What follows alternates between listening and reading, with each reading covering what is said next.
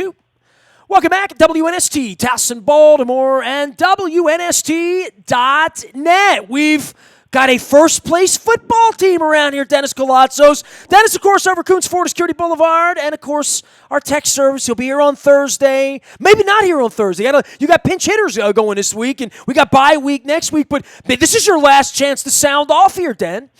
Yeah, you know what? Just like the Ravens, we have a next man up philosophy, and it'll be in great hands. Looking forward to listening to the show overseas. We all need a Josh Bynes in there, right? You know, we all need somebody to step in there and play the mic, right? No doubt. Look, Josh Bynes, 2 weeks in a row, coming up with big plays, a deflection. Should have been an interception by him that Marlon Humphrey was able to snatch out of the air. And a difference maker, 2 weeks in, just a guy sitting at home doing nothing. Yeah, I mean, it really speaks to the veteran guys, right? Like, I talked to Pernell McPhee a little bit about this. He laughed at the locker, but, the veteran minimum, and Luke and I, have talked about this. It really is something that they overlook the better football players because they cost more, right? That this isn't union issue to say the Adam Joneses, and, maybe to make a comparison, aren't getting gigs in the NFL because of what they cost. Yeah, no doubt about it, man. It's all good stuff, for sure. Well, if you want to win, you know what I mean? Like, at that point, if you're the Redskins or the Dolphins, throwing in the towel here at this point. But, hey, just when we thought the Steelers, we rolled them over for dead, right? We sent them out to Carson. They wind up winning. The Browns wind up losing. And we've now found ourselves at a really critical time of the season because we're going to measure ourselves against Russell Wilson 3,000 miles away from him. We're going to have a week off and prepare for Tom Brady, so there can be no excuses, and we'll see if Jimmy Smith's back and if we're going full bore at that point. But these next couple of weeks, this is a nice position for them to be in at 4-2 and in first place. It's sort of rarefied air, isn't it?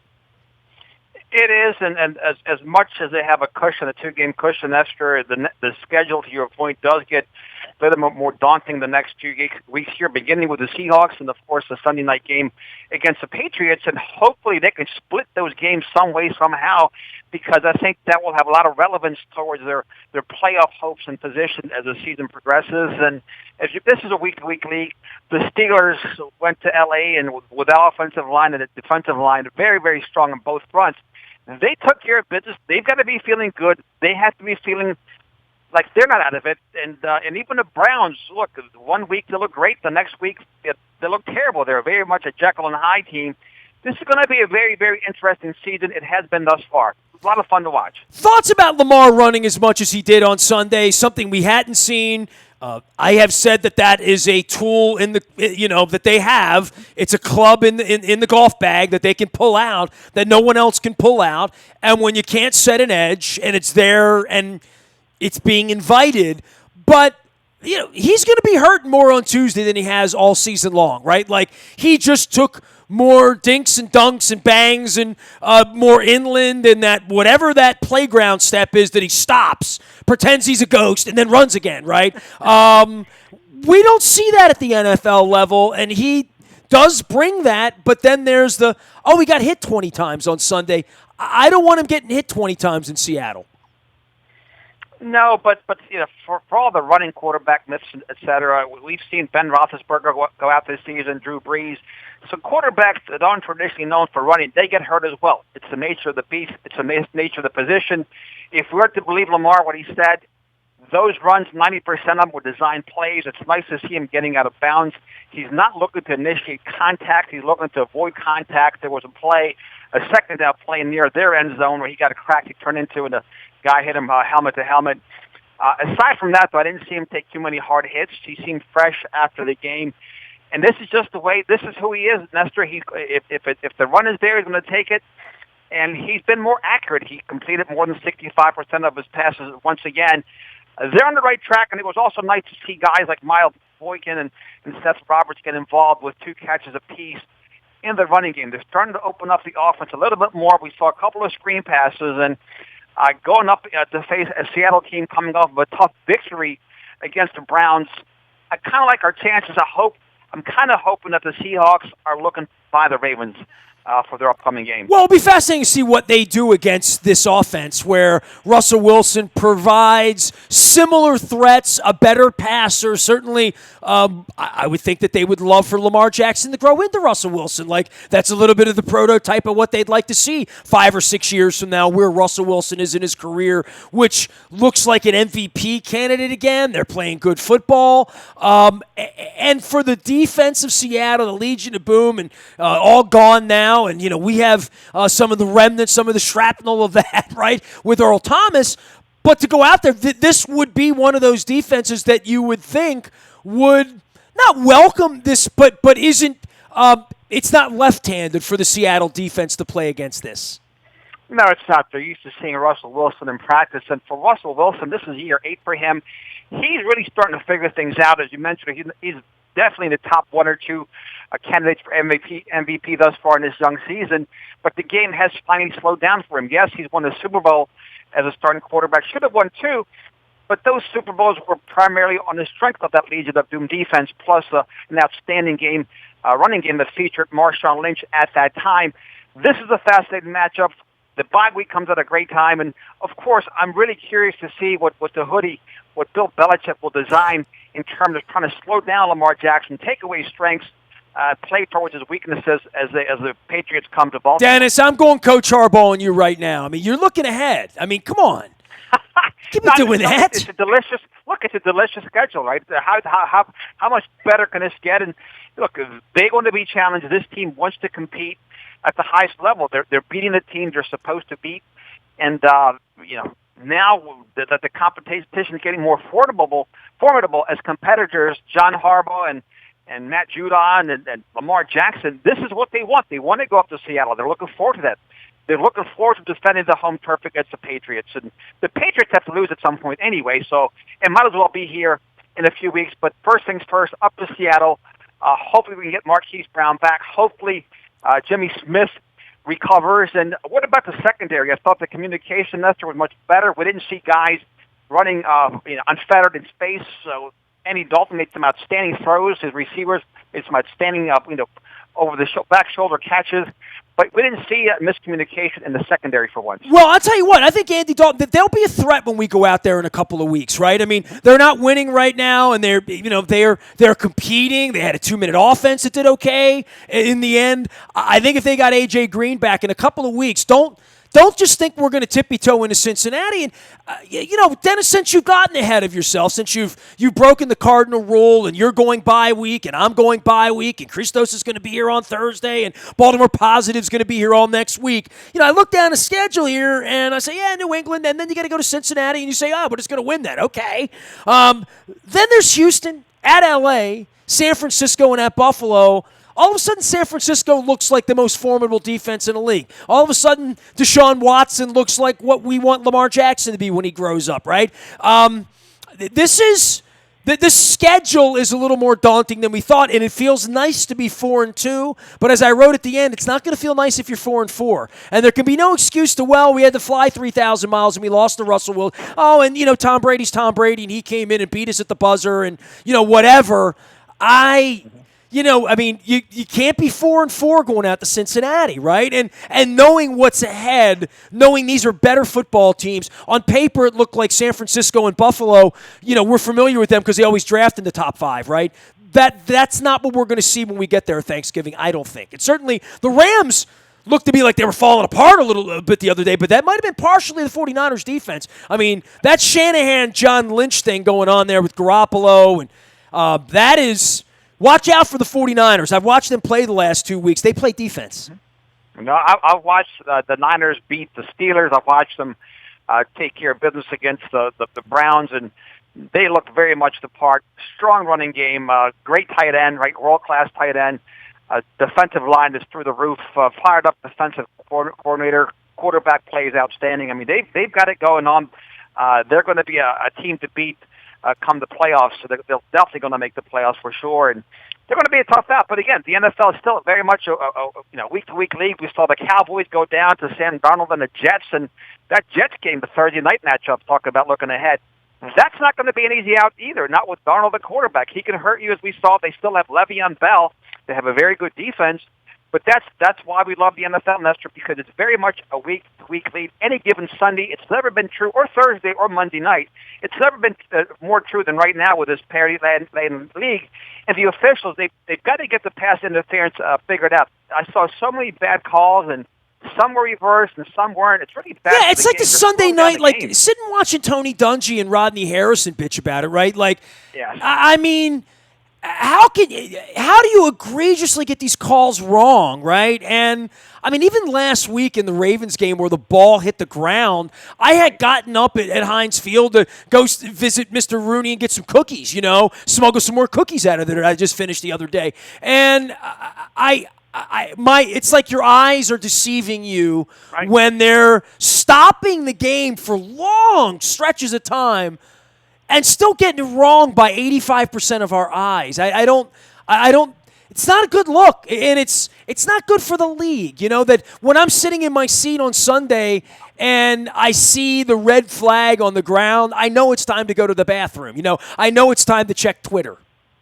Yeah, it definitely disrupts the flow of the game, and no wonder Coach Harbaugh is hesitant to challenge some of these plays. He challenged a spot that it was the play was was upheld, and I also think that with the challenge flag, not that we want to have a flag fest by the coaches, but I think it's wrong when you challenge a call and they overturn it because you were right, but you don't get a chance to keep that flag, right? They should replace. You should have replaceable flags, but again, how much do we want to slow the game down? It's already slow enough. It's already disruptive enough.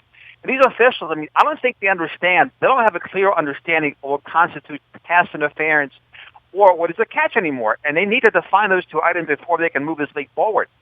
Dennis Koulatsos is here. He is buying this week, and I am buying this week. And next week we'll be selling, and we'll see how we do. He's out of Coons Florida Security Boulevard, where he's always selling. And he'll be here Thursday next week, and I won't be here next week, but it's the bye week, and Baltimore Positive will be here. And, the one thing we do know, the Ravens are going to be at worst 4-3, right? And this has turned into what we started talking about 6 months ago, which is this is a good season, right? I don't know that they're going to win the Super Bowl. I don't know how good this defense is. I don't know how good their competition has been. If they go and get slapped around in L.A. and lose to the 49ers and the Bills, it won't be a very good season. But if they're competitive the way they've been, and I'm really buying what John Harbaugh is selling 12, 13 years into this thing. I just think we have a really good coach. I think we have a system here. I think it's fascinating that this organization can go out on the street and, bring in Mo, Larry, and Curly in the case of Josh Bynes and L.J. Fort and Jihad Ward. And, we're getting to know these guys' names. They've been here a week and a half, and they've won a couple of football games. It's kind of crazy, right? I mean, there is a little Midas touch to what Ozzie Newsome, the magic dust that's been left behind here, right? Well, that's why we believe in organizations, and organizations win championships, and there's no better organization than the Baltimore Ravens. When a 7-year veteran of the Arizona Cardinals named Anquan Boldin, who only played a few seasons here in Baltimore, decides to retire a Raven, that tells you all you need to know about the class and how special this organization truly is. That was such a moving moment when Anquan announced pregame that he was retiring a Raven, wasn't it? Yeah, and there's that moment has become something, right? Like we've wondered about Ray Lewis. What happens in the aftermath, and Suggs comes out and does his goofy thing. And now they have this shield, which I don't know. It feels like something left over from Miami that we're going to wear with beads around our neck. We have 2 Lombardi trophies, right? And I would venture to say, other than, sadly, Todd Heap or Trevor Price or Derek Mason, a handful of guys that came in that tenderloin, that period where we didn't win. Even Kelly Gregg was on the sidelines. I'm trying to think of very good Ravens, who would come back here once a year for the next 10 years, right? And do that. We only need 8 of them a year, right? So 8 players a year times the next 5 years is 40 players. We had 106 players win the Super Bowl, let alone coaches and organizational people. Some of them have sadly departed us in the case of Chuck Evans, right? But I would just say this. The notion that every week one of our Super Bowl champions comes out of the tunnel with the silver Betty. Dude, the Billick thing for me ran hair up my... And I don't know why they didn't give Bolden the 47 trophy right? I mean, he did win. He did back shoulder, right? I mean, come on, right? Why have the trophies if you don't bring it out before the game with your champion? I'm putting it out there. Anybody knows Brad Downs? Anybody knows Baker Koppelman? Anybody knows Dick Cass? Anybody knows anybody? Anybody with the Ravens? Give them a hard time and tell them they should dust off the trophy, and the trophy should be our 12th man. That's my opinion. I'm sticking to it. Without a doubt, Nestor. With a great opinion, and the nice thing about the Ravens, I looked at this year as a building year. I didn't expect this team to make the playoffs this year. I thought, look, if they can make it like last year, it'd be a bonus for me because now they're setting that foundation. They've got a rookie quarterback. You got a quarterback on his rookie contract. He's developing. He seems to be like the real thing. They've got some cornerstone players now in Marlon Humphrey and Ronnie Stanley. Those kind of players that you can't wait to give them that second contract, right? So they're building that equity. They have cap space money. They don't have the weight of the Joe Flacco contract anymore. They don't have the dead cap money like Eugene Monroe and Dennis Pitta and Ray Rice. They've got a plethora of draft picks for 2020. This team, to me, it's setting that foundation to make a run in 2020, 2021, 2023 as very serious Super Bowl contenders. And that, for me, as a Ravens fan, Nestor, is very, very exciting. Well, I'm going to write about this. You've inspired me, Dennis. So, while you're having, some pastéis and different things, and I'm having some poi and some poisson cru, we shall get together again. And I'm gonna mark this in the calendar because it's not often you and I go 3-4 days without talking. Like literally, right? Like we talk every Monday, we talk every Thursday, and you and I are going to get together next on the 31st on a scary Halloween to discuss.